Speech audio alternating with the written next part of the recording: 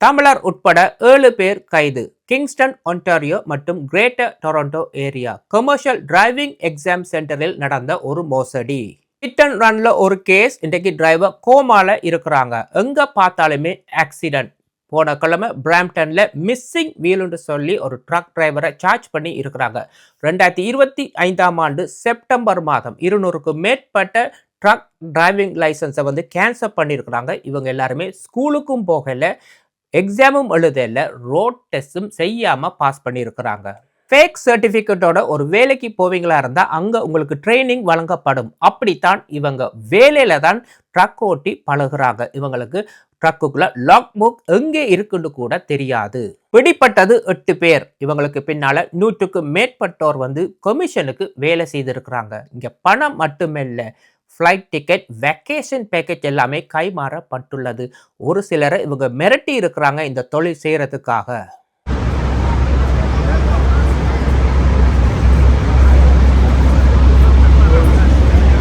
வணக்கம் எல்லாம், எப்படி இருக்கீங்க? தமிழர் உட்பட 7 பேரை கைது செய்து இருக்கிறாங்க. இங்க வேன், காருக்கு லைசன்ஸ் வழங்கவில்லை, 18 வீல் பெரிய ட்ரக்குக்கு லைசன்ஸ் வழங்கி இருக்கிறாங்க. ஸ்கூலுக்கு போகல, எக்ஸாம் எழுதல, ரோட் டெஸ்ட் எழுதாமே இங்க லைசன்ஸ் வழங்கி இருக்கிறாங்க. அதை விட ஜாப் ஆஃபர் வேர்ட, அதாவது இந்த கம்பெனியில போய் நீங்க வேலை செய்யுங்க, அங்க உங்களுக்கு வேலை பழகி கொடுப்பாங்க, சம்பளத்துக்கு சம்பளம், ட்ரக்கையும் பழகி கொள்ளலாம் என்று இவங்க எல்லாருமே அங்கே போய் வேலை செஞ்சிருக்கிறாங்க. ஆனால் 6 மாதத்துக்கு மேலே சம்பளமே இவங்களுக்கு வழங்கவில்லை. இது எப்படின்னு சொன்னால், ஒரு கம்பெனியில் போய் நீங்கள் ஒரு ஃபேக்கான ஒரு சர்டிஃபிகேட்டோட ஒரு வேலைக்கு போகிறீங்க, எப்படியுமே உங்களை ட்ரெயின் பண்ணுவாங்க. அப்படித்தான் இதுவும். இவங்க போய் ட்ரக்கை வேலை இடத்துல தான் பழக ஆரம்பிக்கிறாங்க. அதிகமான ஆக்சிடென்ட்ஸுக்கு காரணம் இதுதான். ஹைவேல ராங் சைடில் போகிறாங்க, 4 சந்தியில் யூ டர்ன் எடுக்க பார்க்குறாங்க. ஒரு சிலருக்கு ரிவர்ஸ் பண்ண தெரியாது. நிறைய பேர் நிறைய ஆக்சிடென்ட் பட்டு இந்த ட்ரக்கை ரிப்பேர் பண்ணாமல் ஓடிக்கொண்டிருக்கிறாங்க. அன்றைக்கு பிராம்டனில் 18 வீலில் 4 வீல் மிஸ்ஸிங்னு சொல்லி ஒருவரை சார்ஜ் பண்ணியிருக்கிறாங்க. அதே மாதிரி இன்னும் ஒருவர் பிராம்டனில் ஹிட் அண்ட் ரன் பேரில் 22 வயது, கனடாக்கு 2 வருடம் தான் ஹிட் அண்ட் ரன்ல அடிச்சுட்டு ஓடி போயிருக்கிறார். அடிப்பட்டவங்க இப்போ கோமால ஹாஸ்பிட்டல்ல இருக்கிறாங்க. இவரை இப்போ பிடிச்சி சார்ஜ் பண்ணியிருக்கிறாங்க ஒரு வருடத்துக்கு. இனி அடுத்தது என்ன நடக்குமோ தெரியவில்லை.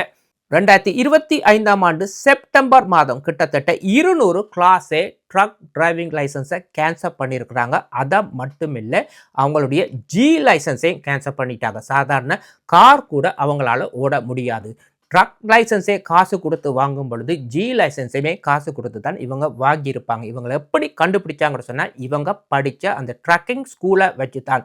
அந்த ட்ரக்கிங் ஸ்கூலை இவங்க ட்ரேஸ் பண்ணும் பொழுது அந்த ஸ்கூல் எல்லாமே உடனே பேங்க்ரப்சி அடித்த பிறகு இந்த லைசன்ஸ் ஒன்றுமே செல்லுபடி ஆகாதுன்னு சொல்லி இவங்க கேன்சல் பண்ணிட்டாங்க. இவங்களுக்கு இருக்கிற இப்போ ஆப்ஷன் என்று சொன்னால், இன்றைக்கி கார் கூட உங்களால் ஓட முடியாது. 1 இயர் வெயிட் பண்ணி அதுக்கு பிறகு ட்ரக்கிங் ஸ்கூலுக்கு போய் படித்து எக்ஸாம் எழுதி ரோட் டெஸ்ட் எடுத்தா பிறகு தான் இவங்களுடைய பழைய லைசன்ஸ் செல்லுபடியாகும். அப்படி இவங்க பாஸ் பண்ணால் மட்டும்தான். அது மட்டும் இல்லை, ஜி லைசன்ஸ் கூட இவங்க ஒரு வருடத்துக்கு பிறகுதான் படித்து பாஸ் பண்ணி புதிதாக எடுக்க வேண்டும். 2024 மினிஸ்ட்ரி ஆஃப் டிரான்ஸ்போர்ட்டேஷன் போலீஸ்ட ஒரு ரிக்வெஸ்ட்டை வைக்கிறாங்க. என்னன்னு சொன்னால், கிளாஸ் ஏ டிரைவிங் எக்ஸாம் ப்ராக்டிஸ் சென்டரில் எங்களுக்கு ஒரு சந்தேகம் உள்ளது. போலீஸ் என்ன செய்கிறாங்க, SFO சர்வீஸ் ஃப்ராட் ஆஃபீஸ்ன்னு சொல்லி ஒரு குழுவை அமைக்கிறாங்க. அதுலேருந்து ஒரு ஆப்ரேஷனை ஸ்டார்ட் பண்ணுறாங்க. அந்த ஆப்ரேஷன் பேர் சில்க் ஸ்டோன். ஒன்டாரியோ கவர்மெண்ட் சட்டத்தின்படி கிளாஸ் ஏ டிரைவிங் லைசன்ஸ் நீங்கள் வச்சுருப்பீங்களா இருந்தால் பெரிய ட்ரெயிலர் ட்ரக்கை நீங்கள் டிரைவ் பண்ணலாம். ஏன், டோ ட்ரக் மற்றது பெரிய ட்ரக்ஸை டோ பண்ணக்கூட உங்களால் முடியும் இந்த கிளாஸ் ஏ லைசன்ஸை வச்சுக்கொண்டு. அதை விட கிளாஸ் டி, கிளாஸ் ஜி கூட வாகனங்களை நீங்கள் செலுத்தலாம். ஆனால் இந்த SFO இன்வெஸ்டிகேஷனில் கண்டுபிடிக்கப்பட்டது என்னன்னு சொன்னால், இந்த கிளாஸ் ஏ லைசன்ஸ் எல்லாமே லஞ்சம் வாங்கி கொடுக்கப்பட்டதென்று.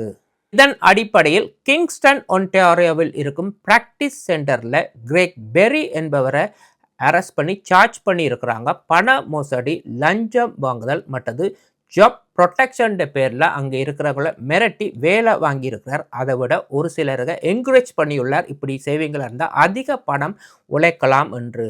இங்கே வரும் பணம் மட்டும் கைமாறவில்லை. கான்செப்ட் டிக்கெட்டுகள், Blue Jays, Raptors, Maple Leaf, அதை விட ஹோட்டல் பேக்கேஜ்கள், வெக்கேஷன் பேக்கேஜ், ஃப்ளைட் பேக்கேஜஸ் அப்படி நிறைய கிஃப்ட்டுகள் கைமாறப்பட்டுள்ளது. இன்றைக்கு பெரிய பிடிச்சு சார்ஜ் பண்ணி கஸ்டடியில் ரிலீஸ் பண்ணிட்டாங்க. இதை விட 7 பேரை பிடிச்சிருக்கிறாங்க.